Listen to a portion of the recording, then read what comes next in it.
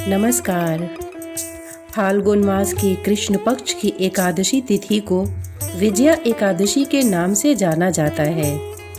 एकादशी तिथि जगत के पालनहार परमेश्वर श्री विष्णु को अत्यंत प्रिय है, जो समस्त पापों का हरण करने वाली है।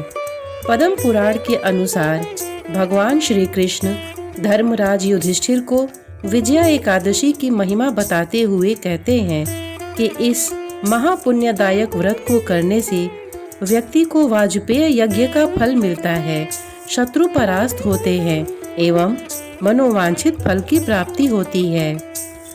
विजया एकादशी का निर्जल व्रत एवं पूरे विधि विधान से भगवान विष्णु की पूजा करने से जातक के जीवन में सुख शांति एवं खुशहाली आती है एवं जीवन में आई नकारात्मकता समाप्त होती है।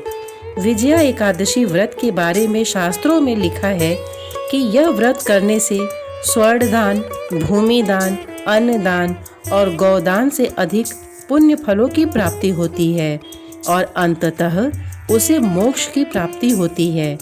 यदि कोई आपसे शत्रुता रखता है तो विजया एकादशी का व्रत अवश्य करना चाहिए। इस दिन समस्त कामनाओं तथा सिद्धियों के दाता क्षीर सागर में शेषनाग शैया पर विराजमान भगवान श्री नारायण की उपासना करनी चाहिए। पूजा स्थल के ईशान कोण में एक वेदी बनाकर उस पर सप्त धान रखें एवं इस पर जल कलश स्थापित कर इसे आम या अशोक के पत्तों से सजाएं। तत्पश्चात भगवान विष्णु की मूर्ति या तस्वीर स्थापित कर पीले पुष्प, ऋतु फल, तुलसी आदि अर्पित कर धूप दीप व कपूर से भगवान विष्णु की आरती करें। इस दिन विष्णु जी के मंदिर में दीप दान करना बहुत शुभ माना गया है।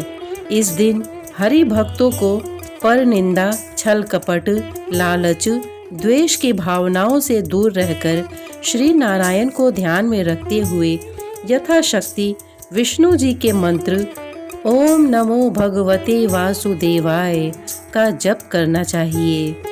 विजया एकादशी व्रत की कथा के अनुसार त्रेता युग में मर्यादा पुरुषोत्तम श्री राम के वनवास काल के दौरान जब लंकापति रावण माता सीता का हरण करके लंका ले गया, तब प्रभु श्री राम ने सुग्रीव की अनुमति लेकर लंका प्रस्थान करने का निश्चय किया। जब श्री राम अपने सैन्य दल सहित समुद्र के किनारे पहुँचे, तब उन्होंने भयंकर जल जंतुओं से भरे अगाध समुद्र को देखकर लक्ष्मण जी से कहा, हे सुमित्रा नंदन, किस पुण्य के प्रताप से हम इस समुद्र को पार करेंगे। तब लक्ष्मण जी बोले, हे पुराण पुरुषोत्तम, आप आदि पुरुष हैं, सब कुछ जानते हैं।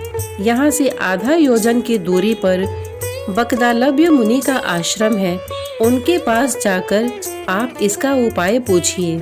लक्ष्मण जी की इस बात से सहमत होकर श्री राम बकदालभ्य ऋषि के आश्रम पर गए और उन्हें प्रणाम किया। मुनि प्रभु श्री राम को देखते ही पहचान गए कि ये तो विष्णु अवतार श्री राम हैं, जो किसी कारणवश मानव शरीर में अवतीर्ण हुए हैं। महर्षि ने श्री राम से उनके आने का कारण पूछा। रामचंद्र जी कहने लगे, हे ऋषि, मैं अपनी सेना सहित राक्षसों को जीतने लंका जा रहा हूँ, अतः आप कृपा करके समुद्र पार करने का कोई उपाय बताइए। बकदालभ्य ऋषि बोले, हे राम, फाल्गुन कृष्ण पक्ष में जो विजया नाम की एकादशी आती है, उसका व्रत करने से आपकी निश्चित विजय होगी। साथ ही आप अपनी वानर सेना के साथ समुद्र भी अवश्य पार कर लेंगे। मुनि के कथनानुसार श्री राम जी सहित सभी ने इस व्रत का विधि पूर्वक पालन किया। इसके बाद उन सभी ने राम सेतु बनाकर समुद्र को पार किया तथा लंकापति रावण को परास्त कर युद्ध में विजय की प्राप्ति की। श्रोतागण, इतने धैर्य से इसे सुनने के लिए आपने अपना बहुमूल्य समय दिया, इसके लिए आपका बहुत बहुत धन्यवाद। नमस्कार।